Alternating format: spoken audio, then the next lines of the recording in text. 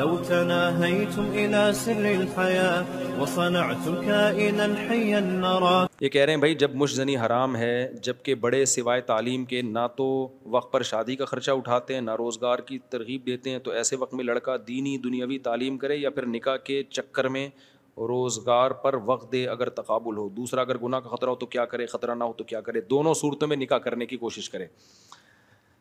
یہ حیرانگی کی بات ہے، یورپ میں جب لوگ پڑھنے کے لیے جاتے ہیں تو اپنی پڑھائی کا خرچہ بھی نکال رہے ہوتے ہیں، اپنے کھانے پینے کا خرچہ بھی نکال رہے ہوتے ہیں، سائڈ بزنس کر کے، سائڈ جاب کر کے. تو پاکستان میں کیوں نہیں کر سکتے؟ آپ کہہ سکتے ہو یہاں جاب میں اتنی آمدن نہیں ہے، تو بھائی یہاں فیسوں کا اتنا خرچہ بھی تو نہیں ہے نا جتنا یورپ میں ہے، اور یہاں اتنی مہنگائی بھی تو نہیں ہے جتنی یورپ میں ہے. تو آپ پڑھائی بھی کرو اور شام کو ٹماٹر بھی بیچو، ہاں، اور پھر شادی بھی کرو. آپ پڑھائی کی وجہ سے اگر شادی کو مؤخر کیا نا تو پڑھائی بڑی طویل عرصے ہے، 16 سال ماسٹرز کرنے میں لگتے ہیں، ماسٹرز ہونے میں لگتے ہیں 16 سال، اور ماسٹرز کو بھی کچھ سمجھا نہیں جاتا. پھر آگے 4-5 سال کی اور ہے پڑھائی، پھر اس کے بعد تجربہ ہے. تو آپ تو 35 سال تک تو پڑھتے ہی رہو گے.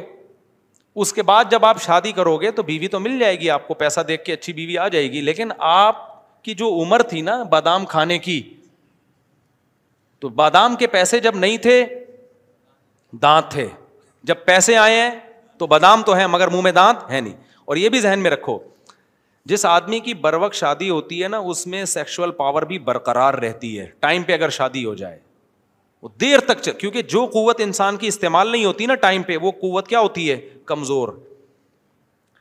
اب اللہ نے میاں بیوی کے ملاپ کو نیچرل رکھا ہے، اس کے علاوہ کسی اور طریقے سے استعمال ہوگی وہ نیچرل تھوڑی، اس سے تو مینٹلی آپ خراب ہو جاؤ گے آپ، تو اس کا نقصان ہی ہوتا ہے. جلدی شادی ہو گئی نا، اس سے کمزور نہیں ہوگے، اس سے اور پاورفل ہو جاؤ گے. جتنی زیادہ شادیاں ہوتی ہیں طاقت بڑھتی ہے، کم نہیں ہوتی ہے، ذہن میں رکھو.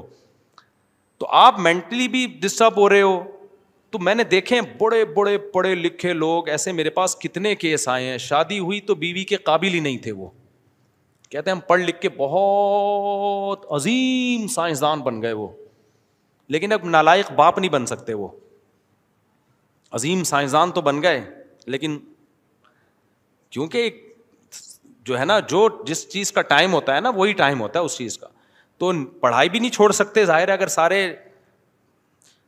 پڑھو گے نہیں تو ملک تو ہمارا پہلے ہی برباد ہو گیا ہے، تو اور برباد ہو جائے گا. بالکل ہی جاہل لوگ وجود میں آئیں گے، آئے ہوئے ہیں، دیکھو اوپر حال کیا چل رہا ہے. تو اب دونوں کام کرو، صبح یونیورسٹی میں پڑھو، شام کو کیا کرو؟ ٹماٹر بیچو. یہ بیچتے ہوئے آپ کو موت آ رہی ہے تو تمیز سے بیچ لو، پینٹ شرٹ ٹائی لگا کے ریڈی لگاؤ. ہاں آپ ایک تمیز سے نا، دیکھو پہلے یہ انڈے والا برگر جو بیچتے تھے کہ اب بعض لوگوں نے برگر کا نام چینج کر دیا، انڈے والا برگر نہیں، زنگر اور پتہ نہیں کیا کیا نام ہے، منچورین پچورین، پتہ نہیں کیا کیا لفظ ہیں. اب تو میں تو برگر کھاتا ہی نہیں، عادت ہی نہیں ہے، نہ پیزا کھاتا ہوں. تو عجیب عجیب نام ہے، جب جاؤ نا ہوٹل میں، چکن منچورین کیا ہوتا ہے وہ، چکن منچورین ٹپٹانا ٹمابے کا، تو سالن روٹی لے کر آ، سیدھا سیدھا دال لے کر آ، ماش کی دال ہے، مونگ کی دال ہے، لے آ بس. کتنا مزہ آتا ہے، ماش کی دال ہو، مونگ کی دال ہو، بھنڈی ہو، صحیح تڑکا لگا ہوا ہو، کھاؤ. یہ کیا چکن منچورین اور فلانا ڈنٹورین کھا رہے ہوتے ہیں لوگ. وہ ہمارے میرا ایک کلاس فیلو تھا پشاور کا نا، ابھی بھی ہے، تو استاذ بن گئے. وہ بیچارہ گاؤں کا تھا نا، تو ایک استاذ نے کہا یار 2 سینڈوچ لیا. استاد علم سے کہا، وہ کہہ رہے یہ سنڈوچ کیا ہوتا ہے، مجھ سے پوچھ رہے سنڈوچ کیا ہوتا ہے. گاؤں کا لڑکا تھا وہ. میں نے کہا سنڈوچ نہیں سینڈوچ. اس نے کہا پتہ نہیں کیا چیز ہوتی ہوگی. دیکھا تو ڈبل روٹی ہے، بیچ میں انڈا ہے نا. کہہ رہے یہ کیا ہے. میں نے کہا بس نام ہے، ذائقہ اس میں نہیں ہے، پراٹھے میں یہ رکھ کے کھاؤ زیادہ مزہ آئے گا، سنڈوچ کے بجائے نا اس میں زیادہ مزہ آئے گا.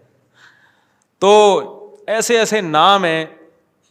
کیا بات کر رہا تھا میں، کدھر کو نکل گیا ہے؟ نہیں، ہاں میں یہ کہہ رہا تھا جو کمارے ہیں ان کی بات کر رہا ہوں. تو اب دیکھو یہ پہلے انڈے والا برگر بیچ رہا ہوتا تھا ایک دھوتی بنیان میں اور لگا رہا ہوتا تھا، تو برگر کے انگلش نام رکھ دیے، اتنے ڈفرینٹ قسم کے نام رکھ دیے، اور وہ خوبصورت سے انگریز بنا دیے اس میں، بڑا زبردست. وہی اب عزت کی آپ کا بھائی برگر کی شاپ ہے باقاعدہ آپ کی. تو آپ بھی ایسا کرو، ٹماٹر بیچو. تو ایسا نہیں دھوتی بنیان میں ریڈی پہ، آپ نے کیا کرنا ہے، ایک خوبصورت سی ریڈی لینی ہے آپ نے.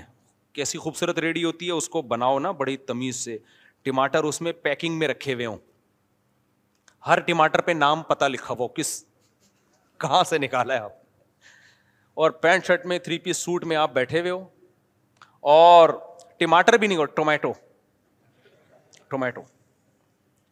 اور اس کو آپ انگلش میں بیچو پر کے جی, سر I am going to purchase, I am going to sell this tomato per kg 60 rupees per kg. And ایک پیکج بھی ہے ہمارے یہاں نا, پیکج یہ ہے کہ 50 kg اگر آپ لیتے ہیں سر تو ہمارے یہاں ڈسکاؤنٹ ہے, 2 ٹماٹر فری. ایسا اسٹائل تھوڑا چینج کر لو تو وہی ٹماٹر بیچنا کیا بن جائے گا, لوگ کہیں گے ہمارا بیٹا ٹماٹر بیچتا ہے, کوئی معمولی آدمی نہیں ہے. حقیقت بتا رہا ہوں. تو مطلب میرا یہ, آپ اس کو مزاح سمجھو, حقیقت سمجھو, لیکن آپ آر محسوس نہ کرو. یہ جو ایک دن میں کروڑ پتی بننے کے خواب دیکھ رہے ہیں نا لوگ یوٹیوب اور فیس بک پہ سرچ کر کے, تو یہ لوگ تو کروڑ پتی بن جاتے ہیں ایک دن میں, آپ کو کروڑ پتی بننے کا طریقہ بتا کے, کیونکہ ان کو اس منجن پہ اتنے ویورز مل جاتے ہیں, اتنے ایڈ چل جاتے ہیں ان کے اکاؤنٹ میں تو کروڑوں روپے آ جاتے ہیں. تو یا تو وہی طریقہ اختیار کرو, آپ ایک یوٹیوب پہ چینل بناؤ اور لوگوں بتاؤ کروڑ پتی بننے کا طریقہ, تو دیکھو دے دنا دن آپ کے ویورز آئیں گے, پیسے آنا شروع ہوں گے. باقی بھائی کچھ کام کرو, کام سمجھتے ہو, تو اللہ نے نکاح کرنے والے کی مدد کا وعدہ کیا ہے. ٹماٹر بیچو گے اللہ اس میں بھی کیا دے گا, برکت دے گا. نبی صلی اللہ علیہ وسلم نے فرمایا ثلاث حق علی اللہ عونہم, 3 آدمیوں کی مدد اللہ نے اپنے ذمے لازم کر لی ہے. ایک وہ غلام جو اپنے آپ کو غلامی سے آزاد کروانا چاہتا ہے کہ مالک کو پیسے دوں اور میں آزاد ہو جاؤں, اللہ اس کے لیے پیسے کا انتظام کر دے گا, کیونکہ اللہ تو پہلے ہی چاہ رہے تھے کہ تو آزاد ہو. دوسرا, آپ صلی اللہ علیہ وسلم فرمایا وہ مجاہد جو اللہ کے راستے میں جہاد کرنے کے لیے نکلا ہوا, اللہ تو چاہ رہے ہیں کہ پہلے ہی زمین پر اللہ کا نظام آئے اور ظلم ختم ہو, تو ظلم کی آواز کے خلاف آواز اٹھا رہا ہے, تو جو کام اللہ چاہتے ہیں وہی تو بھی کر رہا ہے. اور تیسرا فرمایا وہ شخص جو برائی سے بچنے کے لیے نکاح کرنا چاہتا ہو, اللہ تو چاہتے ہیں زنا سوسائٹی سے ختم ہو, تو بھی نہ کرے زنا, تو وہی کر رہا ہے جو اللہ چاہتا ہے, اس لیے تو پیسے کما رہا ہے, تو اس کی مدد اللہ نے اپنے ذمے لازم کی. اس لیے علماء نے لکھا ہے جو نکاح کرنا چاہتا ہو اس کی بھی مدد کرو, کیونکہ تم اس کی مدد کرو گے تم گویا اللہ کی مدد کر رہے ہو, کیونکہ اللہ جو چاہ رہا ہے تم اللہ کو اللہ کے کام میں ہاتھ بٹا رہے ہو. اللہ کے کام میں کوئی نہیں ہاتھ بٹا سکتے, مجازاً ہمیں سمجھایا گیا, وہ کام کر رہے ہو جس سے اللہ کیا ہو رہا ہے, خوش ہو رہا ہے. سمجھتے ہو کہ نہیں سمجھتے؟ تو اس لیے صبح پڑھائی کرو, شام کو کیا کرو. اب تو اتنے کمانے کے ذریعے, فری لانسنگ کے ذریعے کتنے کام ہو رہے ہیں, کتنی بزنس میں آسانیاں پیدا ہو گئی ہیں, اتنا کچھ ہے کہ جہاں آبادی ہو وہاں کوئی بھوک سے نہیں مرتا. تو جب آپ یہ کام کرو گے تو پھر کیا ہوگا, ایسا نہیں کہ ڈیفینس کے رشتے آنا شروع ہو جائیں گے, نہ. جب آپ کی ٹماٹر کی پہلی ریڈی ہوگی تو پتہ ہے کس کا رشتہ آئے گا, اس کا رشتہ آئے گا جس کا خود اپنا ٹماٹر کی ریڈی ہے. وہ اپنی بیٹی آپ کو دے دے گا کہ میرا بھی ٹماٹر کا کام ہے, میں ایک ریڈی میں اپنی 6 بیٹیوں کو کھلا رہا ہوں, تو یہ ایک ریڈی میں میری ایک بیٹی کو نہیں کھلا سکتا, تو ٹماٹر والا اپنی بیٹی آپ کو دے دے گا. یہ آپ کی پہلی شادی ہوگی.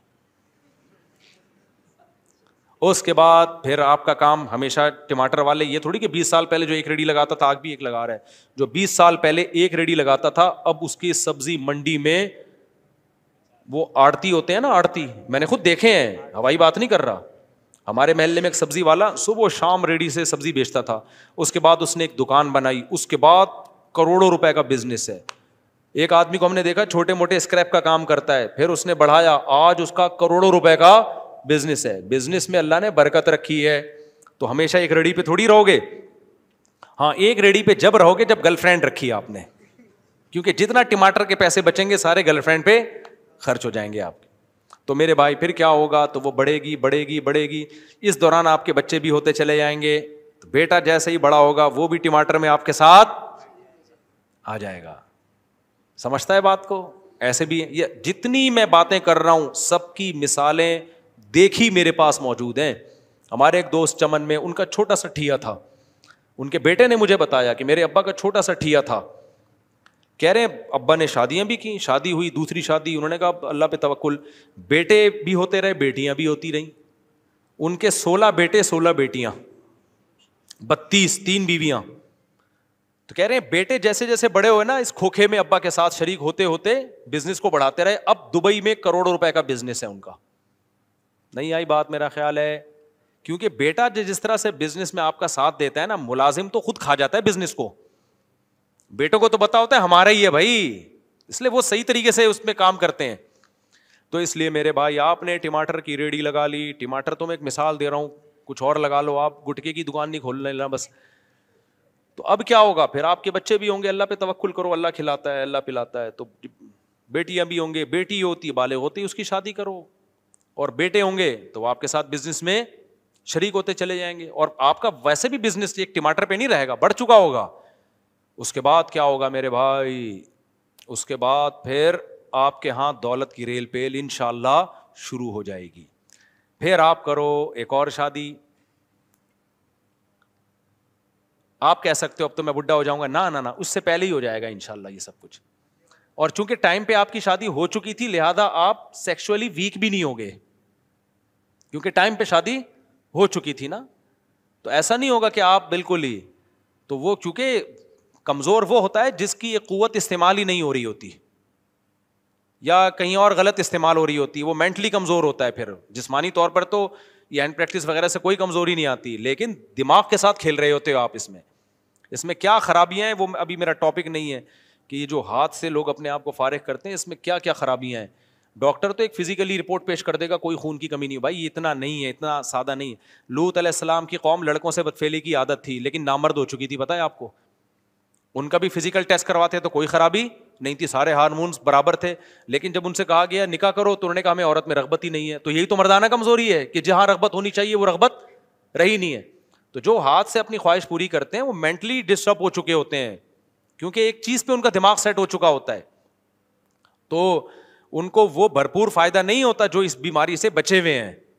تو خیر اب کیا ہے میرے بھائی, آپ تو اللہ تعالیٰ مدد کرے گا, پھر جب اللہ دولت دے گا تو ایک اچھے بہت اونچے خاندان میں کر لینا, کیا خیال ہے.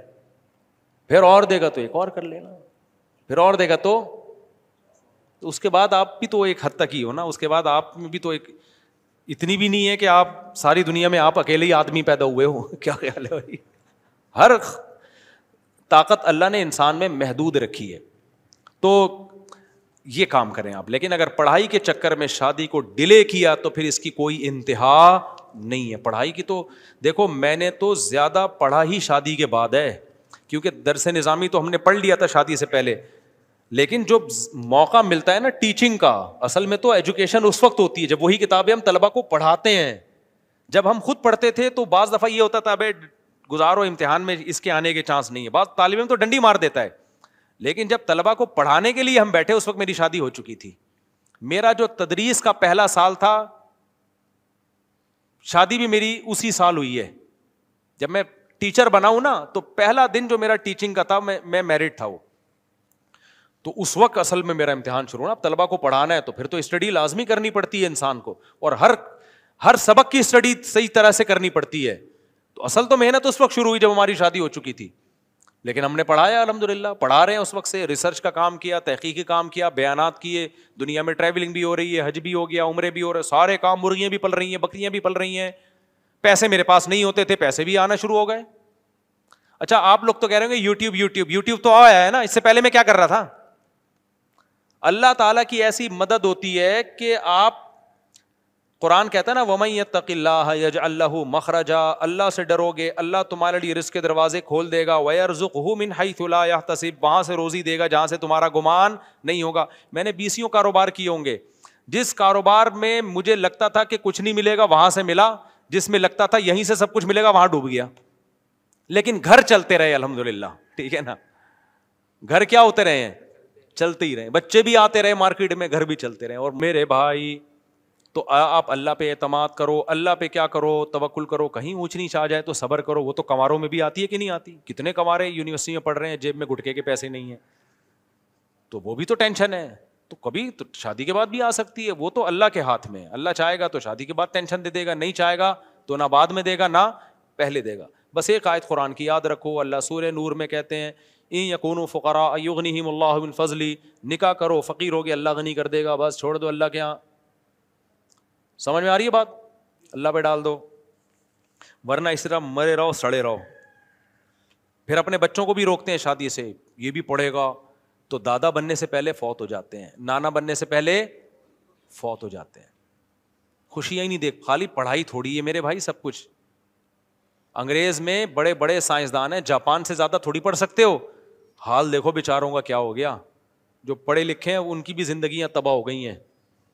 اکیلے اکیلے تنہائی, رینٹے بندہ آتا ہے ان کی بوڑھے سے بات کر کے تنہائی دور کرتا ہے. تو سب کچھ پڑھائی نہیں ہے میرے بھائی, نیچرل لائف کی طرف آؤ. ہوا و حرص والا دل بدل دے, میرا غفلت میں ڈوبا دل بدل دے.